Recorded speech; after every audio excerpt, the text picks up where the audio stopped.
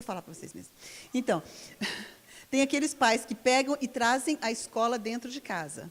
Então, o que eles fazem? Muitas vezes eles até arrumam uma carteira, né? Traz o sininho para poder ser a hora do recreio, coloca a lousa, né? Faz todo o esquema, tem os livros, tem o horário, essa é a hora que começa, termina assim, agora acabou a aula de matemática, nós vamos para a aula de português, agora acabou essa aula aqui, pede para ir no banheiro, assim, faz uma escolinha mesmo. E tem gente que até separa um lugar, faz uma classe na casa deles para fazer isso daí. Então, esse daí, na verdade, tem vantagens? Claro que tem. Você tirou essa criança, né, da escola, você está colocando a criança em casa, você tem maior controle, você não tem as influências, né, que talvez você não gostaria que tivesse na escola, mas é uma escola em casa. E você tem até o outro lado, né? Então daí você vai para tudo. Aqueles que são um pouco mais assim, mais relaxed, mais tranquilos com a questão, mas ainda tem o currículo, tem toda essa questão. E você tem os que trabalham de uma forma mais natural, mais de acordo, não tão preocupados com que série que está, quantas horas de aulas que tem e o que ele tem que estudar. Ele tem que estudar isso esse ano. Mas já são assim, um pouco mais tranquilos nessa questão. Seguem um pouco mais esperando o passo da criança, né? E tem aqueles que fazem assim, unschooling, que eles chamam, que é ainda mais dirigido pela criança, não está preocupado necessariamente com matérias curriculares. E tem aqueles que falam que fazem homeschooling e não fazem nada. Né? Fica com as crianças em casa, não mandam para a escola, mas também não fazem nada. Então, isso só para dizer assim, que o nome homeschool não quer dizer que seja educação verdadeira, não quer dizer que seja bom ou ruim, assim como escola. Né? Escola pode ser muito boa ou a escola pode ser muito ruim, dependendo de qual é a escola. Tá? Então, só para a gente dar uma introduçãozinha aqui na questão de homeschool, porque talvez não todo mundo conheça. Mas, para a gente começar mesmo, vamos fazer uma oração?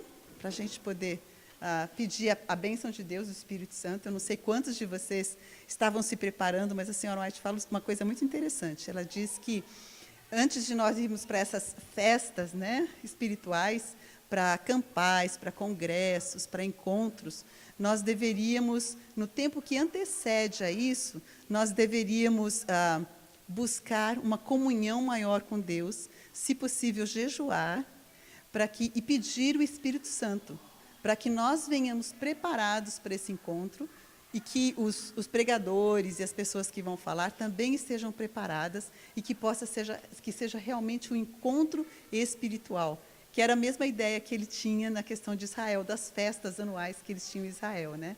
Então, nós podemos considerar que essa é a versão moderna daquelas coisas que eles tinham antigamente, no sentido de que são esses encontros em que a gente desenvolve socialmente, espiritualmente, faz novos amigos e se foca em Deus.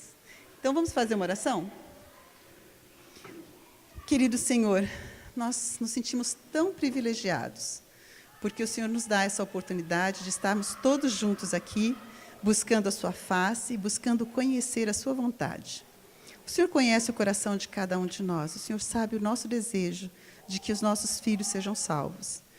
Nós sabemos que os filhos não são nossos, eles são emprestados do Senhor, são uma herança sua. E nós queremos um dia poder, ao encontrar com o Senhor no reino dos céus, dizer: aqui estão os filhos que o Senhor nos deu. Para isso, Pai, nós não temos sabedoria. O mundo tem tantas atrações, as ideias são tão diferentes, mas nós queremos saber qual é a sua vontade, porque nós queremos fazê-la. Mas para que possamos entendê-la, nós pedimos agora o seu Espírito Santo. Eu peço que as minhas palavras não sejam minhas, mas sejam suas. Que os seus anjos possam estar aqui conosco, inspirando, iluminando, ensinando, e que ao sairmos daqui, possamos sair com o nosso coração cheio de alegria e louvor, porque o Senhor é um Deus que ensina pessoalmente, que não nos deixa em dúvida, mas que o Senhor nos mostra o caminho, ainda que seja passo a passo. Portanto, Senhor, faça-se presente aqui. Nós te louvamos e te agradecemos imensamente pela sua paciência e pela sua dedicação, porque para salvar a nós e os nossos filhos, o Senhor deu o seu próprio Filho. E muito obrigada pelo privilégio de conhecermos um pouquinho do que é o amor de pai e de mãe. Louvamos o seu nome e pedimos essas bênçãos em nome de Jesus. Amém. Então, muito obrigada pela presença de todos. Eu pensei em dividir essas 3 partes que nós temos aqui. Nós temos hoje, amanhã cedo e amanhã à tarde. Então, nessas 3 partes, eu pensei em colocar assim, o ideal de Deus, qual é o plano original dele, qual é o ideal dele hoje para nós, qual é a realidade que nós vivemos, né, porque estamos vivendo nesse mundo, e assim, como nós podemos colocar juntos esses dois, né? Como é que nós podemos viver o ideal de Deus nessa realidade? A gente sabe que não é fácil, especialmente na época em que nós estamos. Mas não foi fácil para Jesus, e ele conseguiu fazer, né? Não foi fácil para Enoque, com certeza. Não foi fácil para Noé, e nós sabemos muito disso. Então, nós estamos no meio de um grande conflito. E não vai ser fácil para nenhum dos lados. Nem para nós, né, que estamos aqui lutando para fazer a vontade de Deus, mas também não é fácil se nós sairmos da vontade de Deus, porque aí nós temos as consequências do pecado, que são muito mais terríveis, e nós estamos nos colocando sob um conselheiro que, na verdade, não tem o nosso melhor interesse em vista.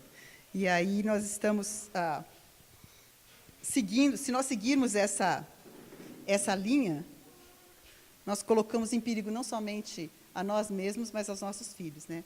Então, deixa eu falar uma coisa positiva. Vocês viram que coisa mais linda a paisagem daqui? Normalmente, quando eu dou aula, eu gosto de... Quem já foi meu aluno aqui, né, Ju? Eu gosto de levar os alunos para fora, para que a gente possa estar junto à natureza.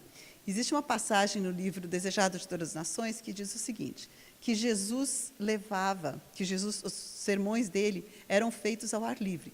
Não só porque não tinha lugar que pudesse caber todas as multidões que depois de um tempo começaram a se juntar para ouvi-lo, mas, acima de tudo, porque em meio à natureza nós nos tornamos mais sensíveis à voz do Espírito Santo.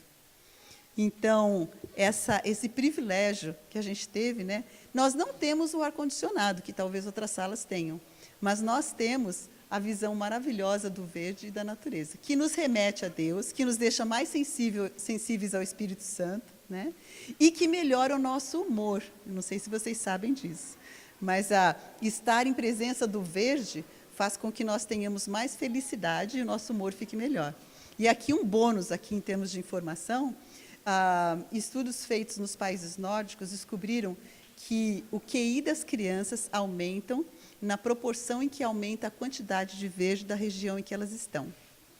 Então, se você quer que seus filhos sejam mais inteligentes, independente da classe social, independente da educação dos pais.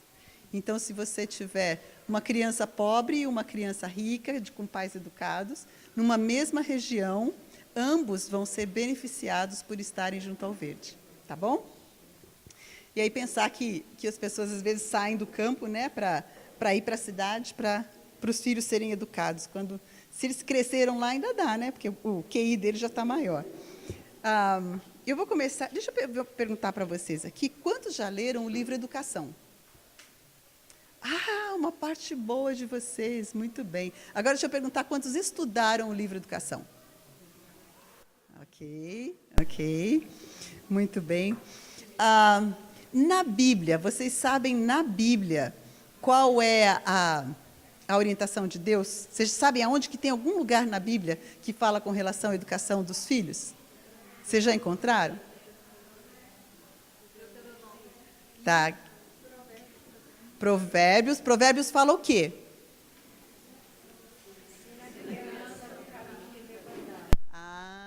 Tá, exatamente. Ensina a criança no caminho em que deve andar. E até quando crescer, não se desviará dele, né? Exatamente, muito bem. Então, ali Deus já está falando. A gente não somos para deixar para depois, para mais tarde. Muitas vezes o pessoal fala, agora não tem problema. Mais tarde, né? Só que mais tarde vai ficar um pouco mais difícil. Sabe por quê? porque nos primeiros 3 anos das crianças é onde existe o maior desenvolvimento em todos os aspectos. A criança, aos 3 anos de idade, ela tem mais neurônios do que qualquer adulto. Vocês sabiam disso? 3 anos. Aos 3 anos de idade, ela tem mais neurônios do que ela jamais vai ter na vida dela. Então, nesses 3 anos, por quê? Porque esses 3 anos é um tempo de crescimento muito rápido. Se a gente parar para pensar, ela chegou sem saber nada, sem saber que aquilo que está na frente dela é a mãozinha. Mas logo, logo, aos 3 anos, essas crianças estão fazendo de tudo. Elas estão andando, elas estão falando, você fala, elas entendem, elas respondem, elas pensam, elas sabem a diferença de quem sou eu e quem é você. Ela tem as respostas emocionais delas são muito claras também. Então, essas crianças, elas aprenderam demais. Isso estou falando neurologicamente, tá? Fisiologicamente, neurologicamente. Mas é exatamente isso que Deus nos diz através do seu profeta, que os 3 primeiros anos são os mais importantes na vida da criança. Por quê? Não é que ela vai aprender tudo até ali, não é que o caráter terminou de ser formado até ali, de jeito nenhum. Mas é que até ali a gente já colocou a base para ela continuar na vida. Como que a gente continua a base? A base de obediência, a base de compreensão dela. E olha só que interessante, tem um estudo que foi feito, se vocês ouviram meus vídeos, talvez vocês tenham ouvido a respeito desse estudo. Nos Estados Unidos, eles têm um problema, que tem um problema aqui também. As crianças que vinham para a escola, muitas delas não conseguiam acompanhar tão bem quanto as outras. Elas vinham de famílias, às vezes de famílias mais pobres, de lares menos ricos, digamos assim, em estímulos, né? Então, essas crianças ficavam para trás na matemática, ficavam para trás na linguagem, e elas nunca conseguiam alcançar. Então, eles resolveram fazer um programa que começasse mais cedo com as crianças. E esse programa custou muito para os Estados Unidos, custou em bilhões de dólares. E as crianças tinham a oportunidade de vir bem mais cedo e começar a aprender, já aprender as primeiras letrinhas, aprender os números, aprender as cores, para elas poderem competir, né? Poder acompanhar as outras crianças. Mas o que aconteceu? E aí eles resolveram investigar como que essas crianças, agora que tinham passado, né, por esse processo, como que elas estavam se desenvolvendo em relação às outras crianças. E eles descobriram que o ganho foi mínimo, foi muito pequeno. Não havia praticamente diferença entre as crianças que não entravam nesse programa e as crianças que entravam. Ou seja, elas eram sempre mais defasadas do que as crianças que tinham uma situação melhor em casa. Aí eles resolveram colocar microfones e câmeras na casa de várias pessoas, com autorização, é claro, né? E ver com elas o que acontecia, tanto em classes sociais diversas, para saber o que fazia diferença. E vocês sabem qual foi a diferença? Tem alguém aqui que se lembra, ou que sabe qual foi a diferença? O que eles descobriram, a grande diferença era o número de palavras que essas crianças ouviam nos 3 primeiros anos de vida delas. Nas casas, normalmente nas casas que a gente diria assim, de classe média e classe alta, elas ouviam muito mais palavras do que as crianças de classe mais pobre, de classe inferior. Os pais falavam mais com as crianças. E não só isso, o tipo de palavras que elas ouviam eram mais positivas do que negativas. E as outras crianças, em geral, elas ouviam não, não pode, fica quieto, para, não enche, esse tipo de coisa. Enquanto que as outras crianças, as mães tinham um pouco mais de conversa, um pouco mais de relação. Mas eles aprofundaram ainda mais os estudos. Nesse primeiro estudo, eles descobriram que o número de palavras que essas crianças ouviam eram em milhões mais do que as outras crianças. Não era pouca coisa. Ao longo dos 4 primeiros anos, nesse sentido foram os 4 primeiros anos, elas ouviam, eu não lembro quantos milhões de palavras a mais. E ontem eu estava vendo no Espírito de Profecia, não, num outro estudo que foi feito, e eles dizem que uma das coisas que mais desenvolve o QI é a conversa. Interessante, né? E o que aconteceu? Eles resolveram estudar um pouco mais isso daí. Eu fiquei pensando, gente, como é que vão fazer as crianças de uma mãe quietinha? Elas vão ter mais desvantagem, então, porque elas vão ouvir menos palavras, concorda?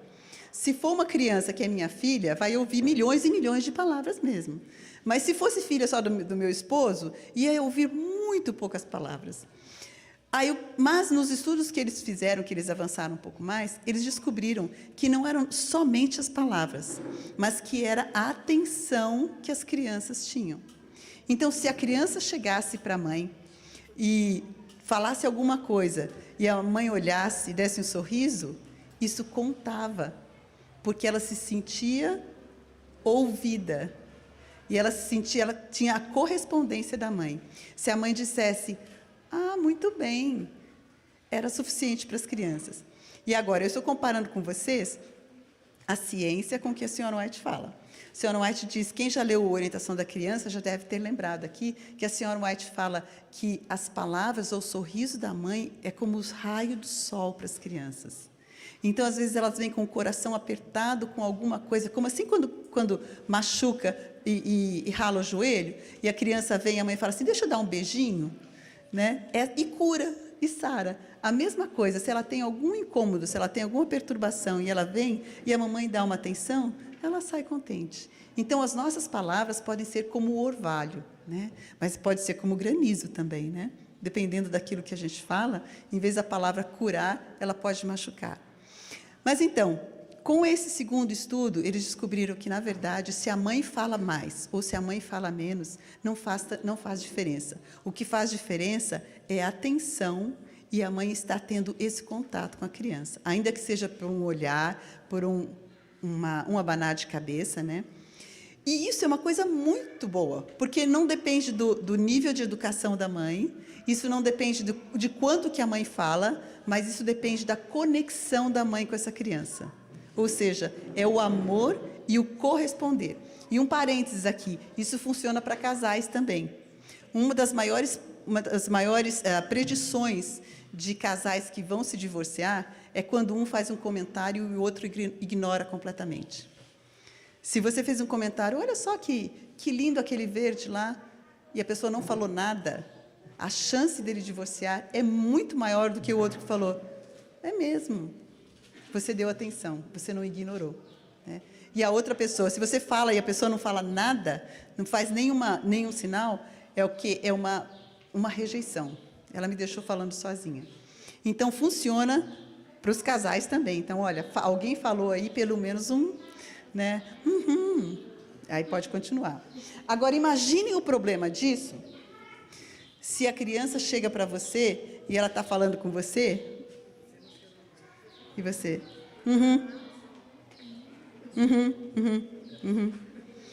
E ele sabe, você nem dirigiu o olhar para ele. Então, nós podemos fazer a criança não só feliz, mas mais inteligente e mais capaz se nós tivermos o quê? A conexão, a comunhão e a atenção. E interessante, para aqueles que já leram o livro Educação, isso começa logo no primeiro capítulo do livro Educação. E eu vou colocar para vocês aqui. Então, agora nós vamos começar a falar realmente das bases do que ele tinha falado, da verdadeira educação, né? Que é isso que a gente quer saber.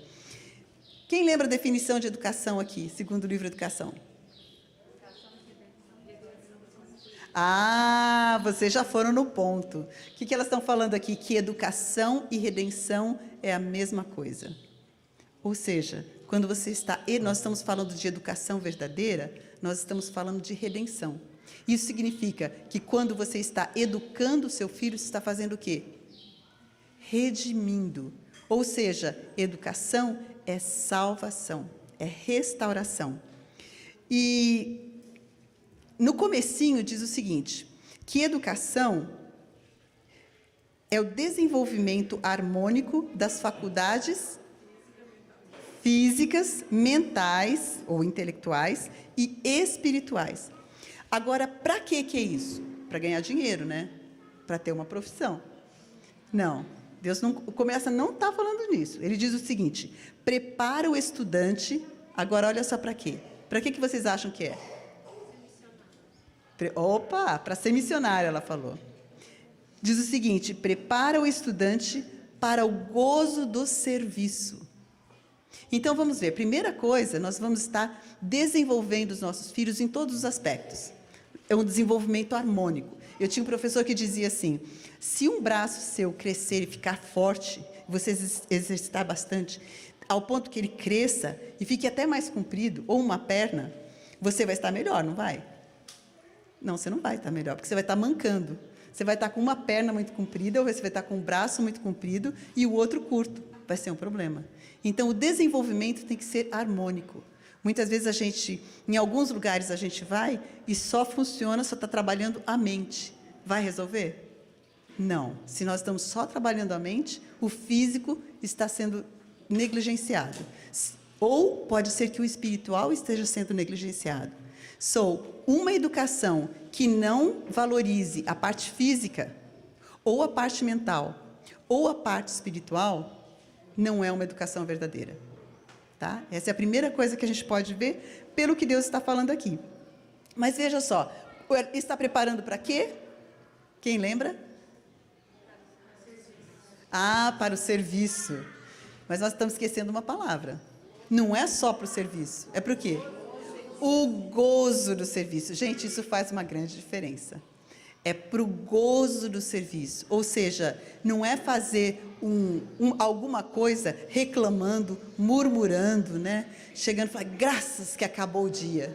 Não é isso. É uma coisa que você faz com gozo. E diz o seguinte: o gozo do serviço neste mundo, então prepare o estudante para o gozo do serviço neste mundo e para aquela alegria mais elevada por um mais amplo, mais dilatado serviço no mundo vindouro. Então, sempre, quando nós estamos falando de educação verdadeira, nós estamos falando de uma educação que não está pensando só no tempo, mas está pensando no quê? Na eternidade. Então, é uma educação ampla. Ela está pensando no ser todo, durante todo o período, diz aqui em cima, durante todo o período possível da vida. Ou seja, é a eternidade, não é isso que Deus planejou para nós? Então, essa é a ideia. Agora, qual que é a fonte dessa educação? A fonte, aonde que a gente vai buscar essa educação? Exatamente, é no conhecimento de Deus. A fonte dessa educação é no conhecimento de Deus. Agora tem um problema. Se a fonte dessa educação é no conhecimento de Deus, os meus filhos podem ser educados por alguém que não está buscando a Deus? Vocês estão sentindo o problema? A questão do problema? Então, é para o gozo do serviço, um serviço que não é só terreno, mas um serviço para a eternidade. Agora, além disso, é para ter o que mais?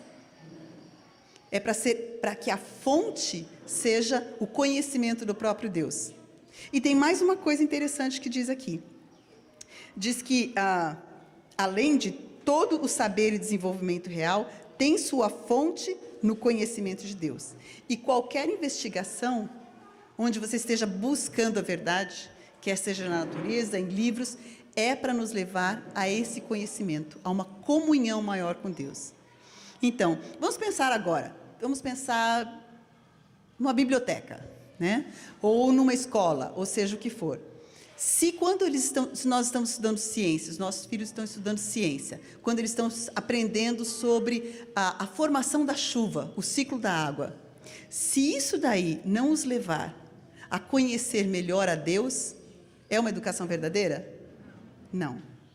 Se isso daí for colocado tirando Deus de vista, vai ser uma educação verdadeira? Não, não vai ser uma educação verdadeira. Então a gente começa a ver como é um pouco mais complicado, né? Dependendo a quem a gente está entregando os nossos filhos para serem educados, será que eles vão poder educar da maneira como Deus planejou? Como é que a gente faz daí, né? Mas diz o seguinte, que a mente humana, sempre que nós estamos procurando o conhecimento, buscando a verdade, ela é colocada em comunhão com a mente divina, o finito com o infinito. E o efeito de tal comunhão sobre o corpo, o espírito e a alma está além de toda a estimativa. Ou seja, Se nós estamos fazendo esse conhecimento, se nós estamos buscando, se nós estamos estudando e conhecendo a Deus, Ele vai não só afetar positivamente a mente, mas vai afetar o quê? O corpo e a alma. Então, é uma educação completa. E agora, veja só, encontra-se nesta comunhão a mais elevada educação. É o próprio método de Deus para o desenvolvimento. Então, qual é o método de Deus para o desenvolvimento da criança? O que foi que a gente viu aqui? Qual é o método dele? É comunhão. Não foi assim que Jesus ensinou os discípulos? Foi pela comunhão com Ele? Foi andando e levantando. Quem tem a Bíblia aí? Se alguém tiver a Bíblia, a gente pode ver um pouquinho disso. Quem pode abrir a Bíblia, por favor, em Deuteronômios? Que capítulo? 6. O pessoal aqui é estudioso. Deuteronômio, capítulo 6. E que versículo? Que verso? Quem que sabe? Deuteronômio 6. Que capítulo é esse? Quem pode me dizer? Dá uma ideia desse daí. É aquele que fala: amarás o Senhor de todo o teu coração, de todo o teu espírito, de toda a tua alma, né? E que o Senhor vosso Deus é o único Deus. Ouve, ó Israel. Você vai obedecer os seus mandamentos e depois você vai fazer o quê? Aí é que vem. Depois do verso 5 que diz isso, que você vai amar a Deus completamente, né? Que esse é o grande mandamento. Aí diz o seguinte no verso 7: e as ensinarás, e estas palavras, no 6, e estas palavras que hoje te ordeno estarão no teu coração, e as ensinarás a teus filhos, e delas falarás, quando? Assentada em tua casa, e andando pelo caminho, que mais? E deitando-se e levantando-se. Então, quando que você vai estar ensinando os seus filhos? O tempo todo. Exatamente. Então, e como que você vai estar ensinando? Você vai dar o livro para ele ler? Você vai dar o vídeo para ele assistir? Quando que você vai estar ensinando? Como é que você vai estar ensinando? O que diz no verso 6? E estas palavras que hoje te ordeno estarão no teu coração. E depois no 7 fala o quê? E os ensinarás e delas falarás. Nós vamos fazer, e é interessante que quando você vai mais para frente, a gente descobre que o ensino em Israel era oral. Eles sabiam ler as escrituras e eles liam, eles aprendiam a ler e escrever, mas grande parte do ensino era oral. E dessa forma, aí agora a gente vê que lá as crianças pequenas aprendem mais com o quê? Com a parte oral, mas com a comunhão dos pais com os filhos. Ou seja, na comunhão e na interação, no dia a dia, aproveitando as oportunidades que a gente vai tendo, nós vamos ensinando os nossos filhos, porque nós não estamos ensinando só através das nossas palavras. Nós estamos ensinando como? Através de quem nós somos. E agora eu vou falar para vocês de um estudo muito interessante. A gente não tem aqui para mostrar para vocês o lugar para mostrar, mas eu vou falar. Quem já ouviu falar dos neurônios espelhos? Deixa eu ver as mãos bem altas aqui para ter uma ideia. Ah, tá. Tem um bom grupo que tem. Então, para quem sabe, é recapitulação, tá? Para quem não sabe, a gente vai dar uma dica. Os neurônios espelhos são neurônios em que eles descobriram que nós temos, todos nós temos, mas que acontece o seguinte: eles descobriram isso por causa de um macaco. Vocês já ouviram essa história do macaco? O que aconteceu? Eles estavam vendo quais eram os neurônios que controlavam a mão do macaco, então faziam um barulhinho lá cada vez que o macaco mexia a mão, para eles identificarem todos os neurônios que estavam fazendo isso. Mas uma hora chegou, então eles davam um amendoim, o macaco pegava e fazia o barulho. Uma hora, um dos experimentadores chegou e ele estava comendo. Ele chegou do almoço, ele foi dar uma mordida e ele escutou o barulho dos neurônios do macaco. Porque quando ele identificava que estava estimulado, ele fazia um barulhinho na máquina. Aí ele olhou e falou, era exatamente o movimento de pegar e depois de comer. Ele falou, mas o macaco não está, deve ter alguma coisa errada. Olhou na máquina, estava tudo certo. De novo, ele foi pegou a coisa, deu uma mordida, e o macaco fez a mesma coisa. Acabou o experimento de ver qual que eram os neurônios motores, e eles passaram a estudar que neurônios estavam fazendo isso, que sem ele se mexer, os neurônios, né, as células da cabeça que está controlando a mão, estão agindo como se a mão estivesse mexendo. E aí eles descobriram uma coisa interessante, que quando nós estamos vendo alguém fazer alguma coisa, o nosso cérebro identifica isso como se nós estivéssemos fazendo. E é por isso que Jesus diz o quê? Se olhares para uma mulher com olhar impuro, já adulterou com ela. Porque você olhou, você viu alguma coisa, é como se você estivesse fazendo. Ou seja, quando você olhou e você pensou, é como se você estivesse fazendo. É por isso que existe pornografia, né?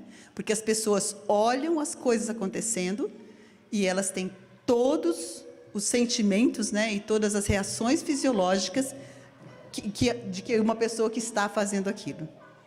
E é por isso que quando nós assistimos a propaganda, a gente vê o que está acontecendo. A gente vê eles mostrando bem claro a pessoa comendo, né? A pessoa pegando uma batatinha e pondo na boca, e daqui a pouco a gente levanta e vai procurar alguma coisa para comer. Não é assim? Por quê? Porque estimulou a nossa mente, estimulou o nosso estômago e nós estamos prontos para fazer. Agora, pensemos que uma criança, né, ela assiste milhares de atos de violência quando ela está assistindo a televisão, quando ela está assistindo o filme, quando ela está assistindo um joguinho, é pior ainda porque ela está fazendo a violência, né? Então, e mesmo, olha só que interessante, eles estavam fazendo um estudo de violência nas escolas, e eles estavam vendo a influência da televisão nas crianças, na atitude das crianças, eles tinham atitudes violentas. E olha o que eles descobriram. Que realmente as crianças, quando assistiam coisas violentas, elas agiam de uma forma mais violenta. Mas eles descobriram que na TV Cultura, na verdade não foi daqui, foi de lá, né? Que tinham somente vídeos educativos, as crianças tinham um nível de violência maior do que as outras crianças, especialmente a violência verbal. E eles ficaram assim, como que pode uma coisa dessas? E depois eles descobriram o seguinte, que mesmo muitas vezes nos filmes educativos, que tem um fundo moral muito bom, as crianças estavam assistindo 25 minutos do conflito, das coisas indo ruim, da criança xingando o outro, ou bullying, alguma coisa desse tipo, e depois, no finalzinho, eles tinham a resolução do problema. Mas a criança estava exposta por 25 minutos, ou por 20 minutos, ou seja, o que for um tempo maior, às reações negativas, para ensinar as crianças como se faz uma resolução de problema. Na verdade, o que eles descobriram que estava ensinando é como a criança causar o problema, ela se tornar o problema. Então, por que nós estamos falando disso? Por causa da comunhão. O método de Deus para a educação é a comunhão. E é por isso que agora a gente volta para Deuteronômio e a gente vê que Deus falou o quê? Que era para os pais ensinarem os filhos através do quê? Da comunhão, andando, assentado, levantando, deitando, você está o dia inteiro com seus filhos. A gente tem a oportunidade sempre de fazer isso? A vida moderna da gente é complicada, né? As coisas vão ficando complicadas. Mas nós vamos ver aqui que o plano de Deus para a educação é o mesmo, foi o mesmo. Isso daí era no Éden. Será que as coisas mudaram depois do Éden? O que vocês acham? Mudou ou não mudou? Pois é. Então, nós vamos ver um pouquinho a escola do Éden. O método de educação instituído ao princípio do mundo deveria ser, para o homem, o modelo durante todo o tempo subsequente. Como é que é a história, então? Como ilustração de seus princípios, foi estabelecida uma escola modelo no Éden, o lar de nossos primeiros pais. O jardim do Éden era a sala de aulas. A natureza, o compêndio. O que é compêndio? Exatamente. Qual que eram os livros, então? A própria natureza. E o próprio Criador, o instrutor, e os pais da família humana, os alunos. Tá? Então, agora a gente viu como é que era no Éden. Mas e aí, depois do pecado? Como é que fica?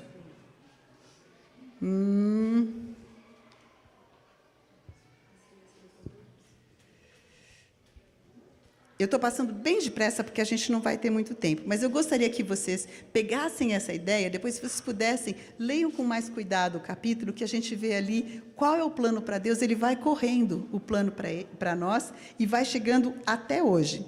Tá? Então, no Éden era assim. E depois que houve a queda da ciência do bem e do mal...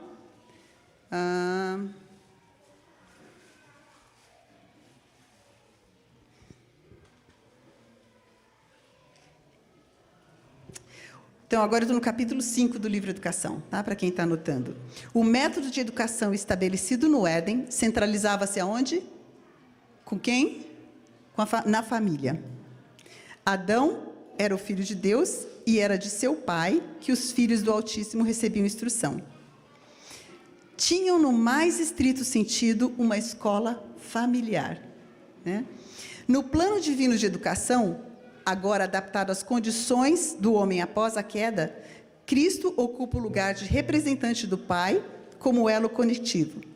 Ele é o grande ensinador, e ele ordenou que os homens e mulheres fossem seus representantes. Então, ora agora, depois da queda, a educação centralizada na família era o que prevalecia nos dias dos patriarcas. Então, no Éden era assim, agora no dia dos patriarcas era a mesma coisa. Mas eu quero que vocês prestem atenção num detalhe aqui. Deus provia, no tempo dos patriarcas, as condições mais favoráveis para o desenvolvimento do caráter. Agora nós vamos ver duas linhas. Nós vamos ver a linha que segue a Deus e a linha que não segue a Deus. O povo que estava sob sua direção ainda prosseguia com o plano de vida que ele, Deus, havia designado no princípio. Agora você vai ter uma outra linha. Os que se afastavam de Deus, o que eles faziam de diferente? Construíam para si mesmos cidades. E congregando-se nela, gloriavam-se no esplendor, no luxo e no vício, que fazem das cidades de hoje o orgulho e maldição do mundo. Mas os homens que se ativeram aos divinos princípios de vida, moravam entre campos e colinas. Eram cultivadores do solo e guardas de rebanho. E nessa vida livre, independente, com suas oportunidades para o trabalho, estudo e meditação. Então, essa vida no campo dá oportunidade para quê mesmo? Trabalho, estudo e meditação. Aprendiam acerca de Deus e ensinavam os filhos a respeito de seus caminhos. Foi tal o método de educação que Deus desejava estabelecer em Israel. Então, nós vimos, no Éden, era esse o modelo. Depois da queda, era esse o modelo. E em Israel, era para ser esse o modelo. Agora, o que aconteceu com Israel? Seguiram? Não. Mas qual que era o modelo que Deus tinha? Quando tirou o povo do Egito, o povo era o quê, gente? Era escravo. Eles tinham sido escravos por quanto tempo? Por muito tempo no Egito. Será que eles podiam educar os próprios filhos? Eles tinham ficado à mercê da idolatria, eles tinham adorado, como estava dizendo o Scott, né? Eles tinham adorado Baal, lá no Egito, e é isso que eles estavam conhecendo. Mas ainda assim, Deus pediu que eles fizessem o quê? Em Deuteronômios. Que eles educassem os próprios filhos. Não é estranho que Deus tenha feito isso? Muitas vezes tem pais que chegam para mim e falam assim, mas essa história, como é que funciona essa história de educar os filhos? Eu não tenho pedagogia, ou eu não fiz educação, como é que eu vou educar, né? Aí eu fico pensando nos escravos do Egito. Eles não tinham muita coisa, né? Mas Deus estava falando para eles o quê? Que eles podiam fazer. Só que tinha um problema. Os próprios pais necessitavam de instrução e disciplina. E o que Deus fez? Ele deu essa instrução e disciplina para eles. E aí o que ele falou? Quando a gente leu em Deuteronômios, você teve a instrução e disciplina, agora você passa para ele. Você ouve as minhas palavras e agora você passa para ele. Então mudou? Não mudou. Mas, agora a gente vai passar rapidinho para depois a gente conversar um pouquinho a respeito disso. Mas teve uma vez em Israel, vocês lembram de escola em Israel? Ah, exatamente. Vocês estão lembrando da escola dos profetas. E olha o que diz aqui, agora capítulo 6, para quem depois for dar uma olhadinha, tá? Todas as vezes que em Israel foi posto em prática o plano divino de educação, seus resultados testificaram de seu autor. Quem que era o autor? Deus. Mas tinha que ser colocado em prática. E aí era um testemunho.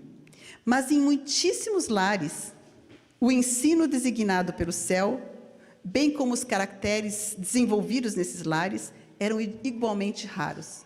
Então Israel estava tendo um problema. Eles estavam fazendo o que Deus tinha pedido? De alguma forma, eles não estavam amando a Deus. Eles começaram a adorar ídolos. E agora, o que estava acontecendo? Agora, eles não estavam falando as palavras de Deus para os próprios filhos. Então, a educação deles não estava sendo apropriada. E o que Deus fez? Olha o que aconteceu. Vamos ver agora em que os pais falharam, tá? Eu leio para vocês, vocês me digam o que está acontecendo. Pela incredulidade e desconsideração às orientações do Senhor. O que aconteceu, então? Duas coisas. Incredulidade. Deus falou para fazer desse jeito, eles falavam, mas não dá certo. Eu vi que os meus vizinhos aqui faziam de um outro jeito, e está dando, e tá bom, eu quero daquele jeito. Incredulidade no que Deus falou, no plano de Deus. Primeira coisa. Segunda, desconsideração às orientações do Senhor. Primeira coisa foi o quê?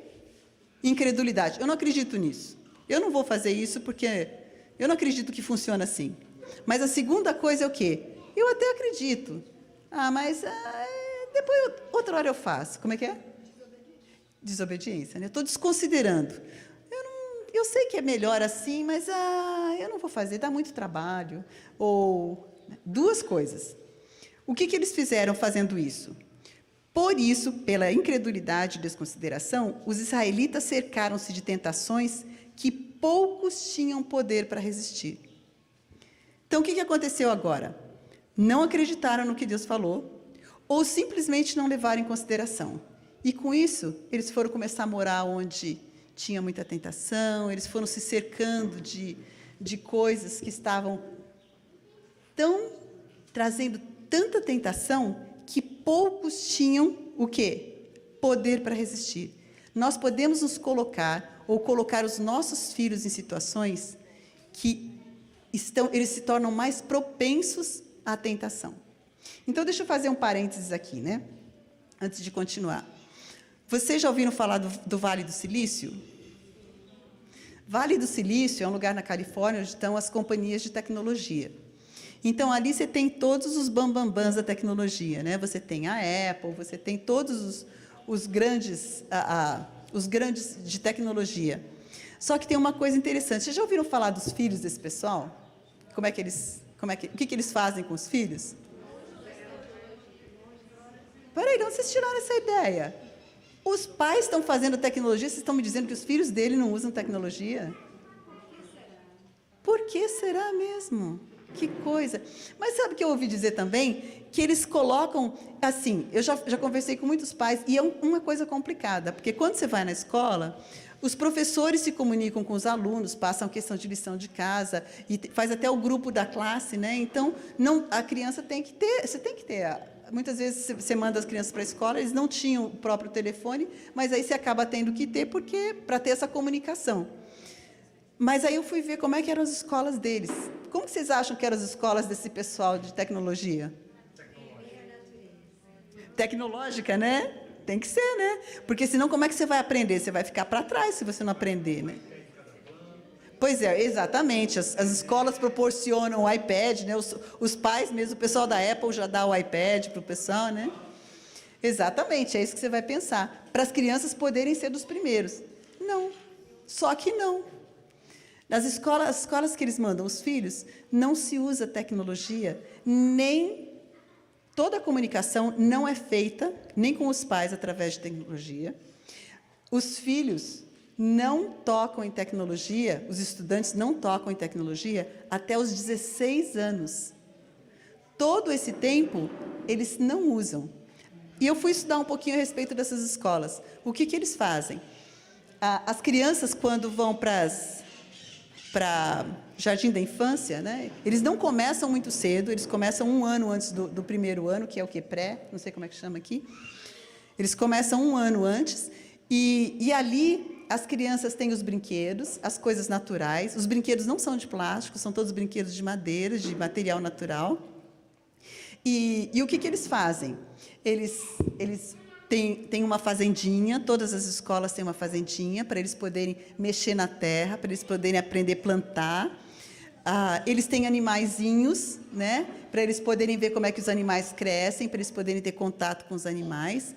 E quando chega na parte da manhã, eles fazem pão, todos os dias eles fazem pão. As crianças ajudam a fazer pão, eles aprendem a fazer pão. As crianças pequenas, eles trabalham a coordenação motora usando faca para cortar os vegetais, para fazerem as saladas, para fazer os vegetais deles. É assim que eles educam os filhos deles. Eu, às vezes, fico pensando se eles leram o livro Educação. Não é interessante? Aí, quando eles vão para as outras classes maiores, eles aprendem, todas as crianças, meninos e meninas, aprendem a fazer tricô, aprendem a fazer crochê, eles aprendem todo tipo de trabalho prático. E olha que interessante, eles não têm livros didáticos. O que eles usam? Eles fazem os próprios livros. Então, eles desenham, eles aprendem a desenhar, eles começam a desenvolver a parte artística, né? E eles como eles estão em meio à natureza, eles também desenham as coisas da natureza. Vocês estão vendo o que esse pessoal que faz a tecnologia para nós, para o nosso benefício, né? Como é que eles trabalham com os filhos deles? Será que isso daí dá alguma ideia para a gente? E aos 16 anos, eles têm pouca tecnologia. E a tecnologia deles é no computador, que eles trabalham em conjuntos para fazer determinado projeto. Mas o restante, as aulas são dadas oralmente e depois os próprios alunos fazem o seu livro, ou seja, eles escrevem, que é uma forma de expressarem aquilo que eles entenderam. Não é muito diferente do que a gente está acostumado? Então, e eles têm muita coisa de artes, aí tem outras coisas que a gente não faz, né? Que a gente conhece melhor e a gente não faz. Mas eles têm arte, eles têm dança, eles têm teatro, coisas que nós sabemos que não é o melhor. Mas, ou seja, eles não estão preocupados com o excesso da parte acadêmica. Eles não estão preocupados com excessos de livros. Eles estão preocupados que as crianças aprendam a viver a vida prática, a vida real. E eu costumo dizer o seguinte, Deus nos deu o mundo inteiro, e se vocês lerem é muito interessante, né? Para nós aprendermos com a natureza, para nós aprendermos com as pessoas em nossa volta, tudo o que elas sabem. Você já pensou que você tem muita coisa para ensinar para os seus filhos? Tudo que você aprendeu, os pais, né, que trabalham, seja com o que eles trabalhem, eles têm isso tudo para ensinar. Nós, mães, temos muita coisa. História, nós temos a nossa história para começo de conversa. E a gente passou por muita história, né? Aquilo que para nós é simplesmente fato do que aconteceu, para os nossos filhos é história. E é através disso que as pessoas em Israel ensinavam os seus filhos. Então, o que Deus pede de nós? E agora eu vou, para a gente dar a nossa encerrada. Só continuando aqui, depois eu vou passar para a próxima. E o que Deus fez? Então, nós vemos que agora Israel está num problema muito sério. E a gente comparou com o que o pessoal o pessoal da tecnologia faz com os deles, né? Eles se cercaram de tantas tentações que era difícil para resistir. E nós sabemos que nós estamos numa época que as tentações são difíceis de resistir, né? A gente pega assim no celular, depois a gente não consegue largar. Essa é uma das coisas. E aquele celular abre a porta para 1000 coisas, né? Só um parênteses. As crianças, em geral, hoje, os meninos, o primeiro contato que eles têm com pornografia é entre 8 e 10 anos. E os adolescentes, houve uma pesquisa nos Estados Unidos, que eles perguntaram para os pais se o seu filho, você acha que o seu filho vê pornografia pelo menos uma vez por semana? 80 e tantos % dos pais disseram que não. Aí eles perguntaram para os filhos, 80 e pouco dos filhos disseram que sim. Ou seja, nós nunca pensamos que os nossos filhos, e infelizmente hoje, as nossas filhas, porque mais de 60% das meninas estão envolvidas com isso hoje, que é uma coisa que está sendo preparado e feito especialmente para elas, a gente não imagina. Então, esses perigos que poucos, como diz aqui, né? Esses perigos de que eles se cercaram, de tentações que poucos tinham poder para resistir, nós temos que cuidar para que nossos filhos, nós não estejamos cercando os nossos filhos de perigos que eles mesmos não tenham poder para resistir. Porque tem certas coisas que são feitas para tirar a nossa capacidade de resistir. Então, o que eles fizeram? Estabeleceram-se em Canaã, não destruíram os povos como o Senhor lhes dissera, antes se misturaram com as nações. O que eles fizeram, então, os israelitas? Eles eram para ser o quê? Separados, peculiares. Eles se misturaram e aprenderam as suas obras. De alguma forma, eles frequentaram as suas escolas e aprenderam as suas obras. Eles, de alguma forma, foram lá e aprenderam com eles. Eu não sei se tinha televisão naquela época, eu não sei se tinha iPhone. Como é que é? Neurônio espelho, exatamente. Não foi assim que aconteceu em Midian, lá quando eles estavam para entrar em Canaã, e o pessoal, o que eles fizeram? Só vieram e convidaram, venha, nós vamos ter uma festa aqui, venham.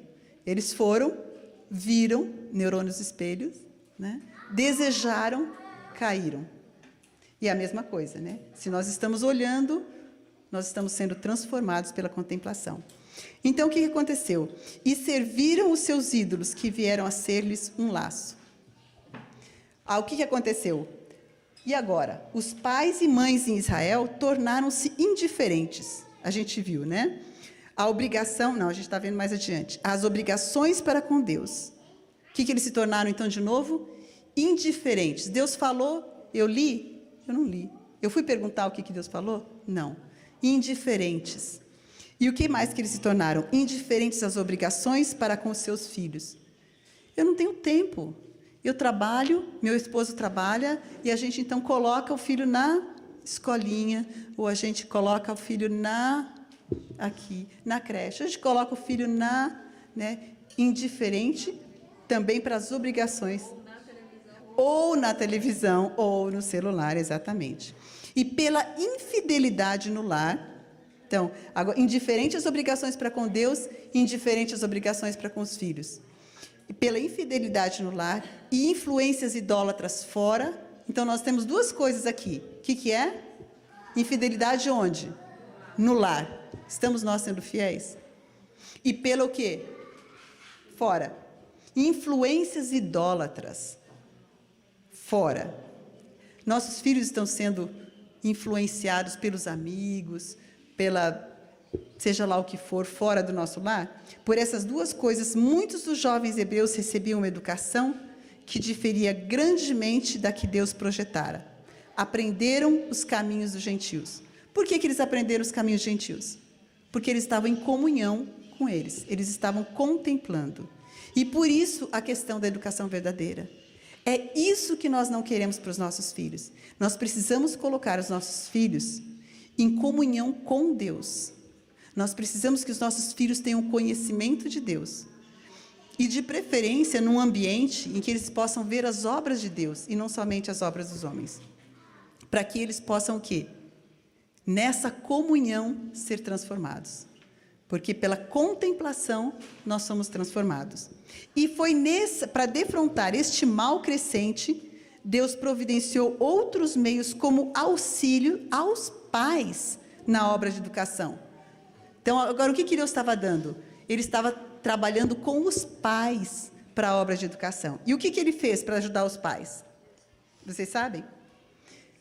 Estabeleceram a escola dos profetas. Mas como para ensinar os pais? Ele não ensinava os jovens? Como é que ele está dizendo aqui que era para ajudar os pais? Estas escolas se destinavam a servir como uma barreira contra a corrupção. Na verdade, o que elas faziam era, eles pegavam os jovens, que diz aqui eram inteligentes, piedosos e estudiosos, ou seja, os melhores das boas famílias que tinham educado até ali, e com esses jovens, eles eram treinados para que eles fossem e educassem as famílias em Israel. Então, esse era o objetivo das escolas dos profetas. Não era educar os jovens no lugar dos pais, mas era treinar esses jovens bem educados, que foram bem educados no lar, para que eles fossem missionários dentro de Israel. Vocês estão entendendo o objetivo dessas escolas?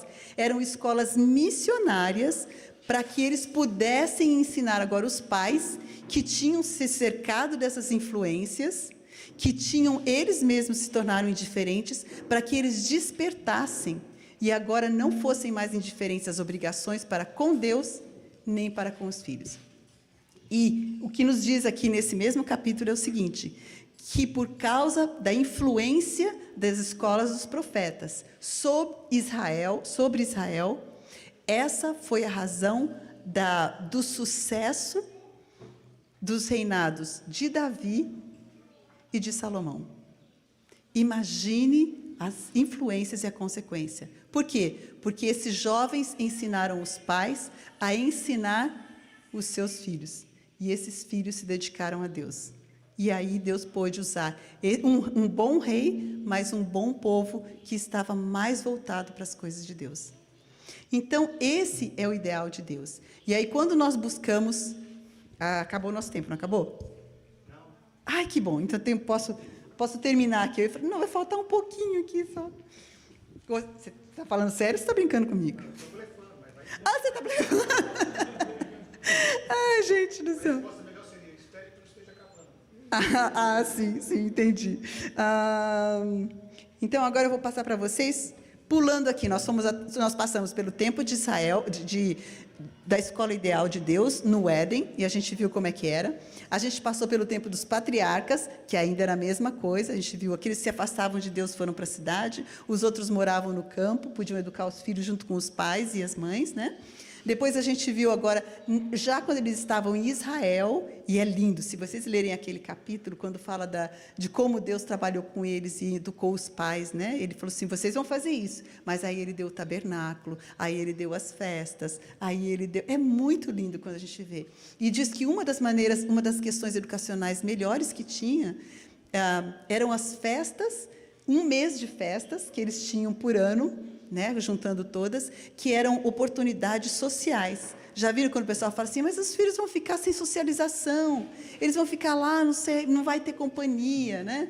Mas também o problema era o mesmo problema em Israel. Mas o que ele fazia? Uma vez por mês eles iam para festas, para congressos, para encontros, né? Uma vez por mês, uma vez por ano eles iam. Tão pouco, era suficiente. Mas a comunhão era com os pais, a comunhão era com a natureza, a comunhão era com os animais, a comunhão era com a família. E um mês por ano, dividido em 3 partes, eles tinham essa comunhão maior. Só que aí eles tinham um privilégio que a gente já não vive mais hoje, né? Que é, uma vez a cada 7 anos, eles tiravam quanto tempo? 1 ano.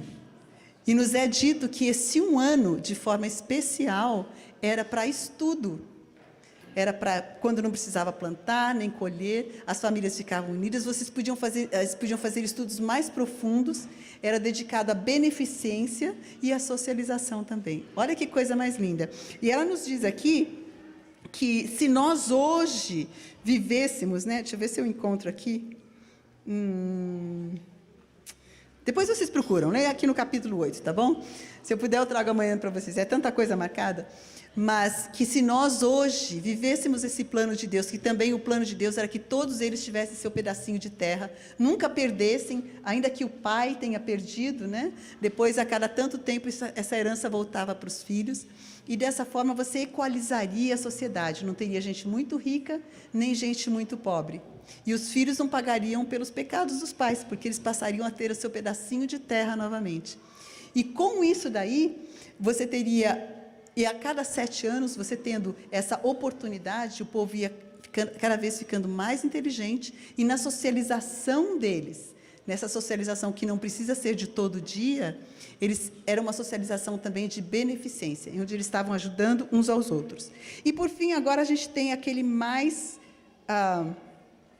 importante, uma nova fase agora para Israel. Nós acabamos o Velho Testamento, não tinha escola, depois tinha a escola dos profetas para ajudar... Quem que a escola dos profetas ajudava mesmo? Os pais, exatamente. E aí agora nós temos Jesus, quando ele veio. Cristo veio para restaurar o conhecimento de Deus que tinha, mesmo dentro de Israel, tinha se deteriorado. veio para... Olha só que interessante, o que ele veio fazer? Veio para remover o falso ensino pelo qual os que pretendiam conhecer a Deus o haviam representado de uma maneira errônea. E agora, como é que ele fez para fazer isso daí? Deixa eu pegar no finalzinho. Muito bem. Como é que era? Agora, em Israel tinham escolas? Nessa época? Escola de profetas? Escola dos rabis, exatamente. E ali o que eles aprendiam? Isso! E agora eles aprendiam, era a Bíblia, né? A Bíblia do tempo deles. Eles aprendiam, eles decoravam grandes partes da Bíblia e aprendiam as tradições também que tinha, né? Que tinham sido colocadas. Só que tem uma coisa interessante que diz o seguinte: as escolas de seu tempo, que engrandeciam as pequenas coisas e amesquinhavam as grandes, ele as não procurou. Mas não estava estudando a Bíblia naquelas escolas? Talvez o peso que eles dessem para a Bíblia e o peso que eles estavam dando para a tradição, talvez fosse um pouco diferente. De alguma forma, eles estavam pegando coisas que eles nunca iam precisar na vida e ficavam estudando aquilo. E as coisas que eram importantes, que era o conhecimento prático da piedade, aprender o gozo do serviço, né? Aprender a conhecer a Deus por si mesmo, eles não estavam aprendendo. Então, essas escolas, Cristo não as procurou. Sua educação foi adquirida diretamente das fontes indicadas pelo céu. Alguém está interessado em saber qual é a fonte que o céu indica para educar Jesus? E para educar os nossos filhos? Tem alguém aqui que já está indo na... Então, vamos ver quais são essas fontes. A primeira, trabalho útil. Trabalho útil é o primeiro. É a coisa prática. Lembra aquela história de ao levantar, ao deitar? Então, para ter o gozo do serviço, a gente tem que ter o trabalho. E o trabalho é para ser um trabalho que tipo? Útil. Mas vai deixar a criança trabalhar? Que loucura! Criança não é para trabalhar, né? Criança é só para ficar estudando. Então, a fonte de Deus é trabalho útil. Qual é a outra? O estudo das Escrituras. Exatamente. Trabalho útil, o estudo das Escrituras e o estudo do que mais? Vocês estão bem aqui, hein, pessoal? Muito bem. Então, primeiro, trabalho útil. Segundo, Escrituras. Terceiro, natureza. Por que será que o trabalho útil vem antes das Escrituras? É o servir, mas é o quê? A criança, no começo, ela é prática. Ela está só mexendo, né? Então, ela não entende muito, ela não está bem desenvolvida nisso. Então, você começa com a coisa prática. Ajuda a mamãe, pega um pouquinho. Mas a gente vai, ao mesmo tempo, contando as histórias da Bíblia, ensinando para ela. E, por último, as experiências da vida. Cada coisa que acontece na nossa vida são as parábolas de Jesus. Cada parábola eram experiências. Era um casamento que tinha acontecido, era a mulher fazendo pão. Cada uma das parábolas são experiências da vida. Então, as coisas que nós vivemos com os nossos filhos, quando você está andando pelo caminho com eles, quando você está levantando, quando você está deitando, isso daí são os seus livros didáticos. Esse daí é o seu currículo. Nós somos para usar todas essas coisas que Deus deixou para que nós possamos ensinar os nossos filhos. Mas só isso não resolve. Isso daí é compêndio divino, cheio de instruções a todos que, com isso eu vou fechar, os que lhe trazem mãos voluntárias, olhos que veem e coração entendido. Então, nós precisamos trabalhar com os nossos filhos, por exemplo e por palavra, para que as nossas mãos sejam voluntárias. Quer que eu te ajude? Posso carregar para você? Senta aqui, né? Mãos voluntárias. O que mais? Olhos que veem. Você buscar aprender das coisas que você está fazendo. Olhos que veem. O que tem para eu fazer? O que está precisando? Olhos que veem. Olha, aquele passarinho fez assim. Foi Deus que ensinou o passarinho. Olhos que veem. Você conseguir ver a Deus, a natureza em tudo que tem. E coração entendido. E sabe aí o que vem? Pensar. No primeiro capítulo diz que cada um de nós recebeu uma faculdade semelhante à do Criador. É a individualidade, a capacidade de pensar e agir. E aqueles que desenvolvem essa capacidade de pensar e agir de acordo com aquilo que ele pensou, esses daí vão ser os líderes e não os seguidores. Eles vão aprender a ficar firmes na hora que todos os outros estão seguindo uma ideia que não é a correta. Eu gostaria que, se vocês tiverem tempo, vocês procurem individualidade. Está no finzinho do primeiro capítulo do livro Educação. Vocês podem pegar online e amanhã a gente conversa um pouquinho sobre isso daqui, e aí nós vamos colocar. Então, a gente viu o ideal de Deus, né? Quer seja em casa, educando em casa, quer seja na escola, porque nós sabemos também que foram estabelecidas escolas adventistas, quer seja em casa ou na escola, esses princípios devem ser colocados em práticas. E é por isso que nós não vamos querer colocar os nossos filhos, nós não podemos colocar nas mãos daqueles que não são o quê? Que não têm comunhão com Deus. Porque eles aprendem pela comunhão. E se a pessoa não tem comunhão com Deus, se o coração se está vazio, né, tem uma outra influência, um outro poder que entra aí. Então, se o princípio da educação, a fonte é o conhecimento de Deus, eles têm que estar aprendendo com alguém que conhece a Deus por experiência própria, e não só por teoria. Tá bom? Então, essa daqui é a parte do ideal de Deus. E amanhã a gente vai ver como é que está a nossa realidade. E aí a gente vai tentar fazer como é que nós fazemos, né? A gente viu como é que foi no tempo, ali vai falando, no tempo de Adão e Eva era muito mais fácil, no tempo dos patriarcas e profetas já era mais difícil, mas dava, no tempo de Israel o plano de Deus promovia que desse certo também, no tempo de Jesus encontrou em João Batista uma maneira também de trabalhar, no caso ali, fora do sistema, para que as coisas pudessem funcionar, e nós vamos ver qual é o plano de Deus. E a gente viu que tem as escolas adventistas também foram estabelecidas, né, como um auxílio para os pais, como uma opção em vez das escolas públicas, onde eles pudessem ter professores cristãos, bondosos, que conhecem a Deus, e estar no meio de colegas que sejam cristãos também, para conhecer melhor a Deus.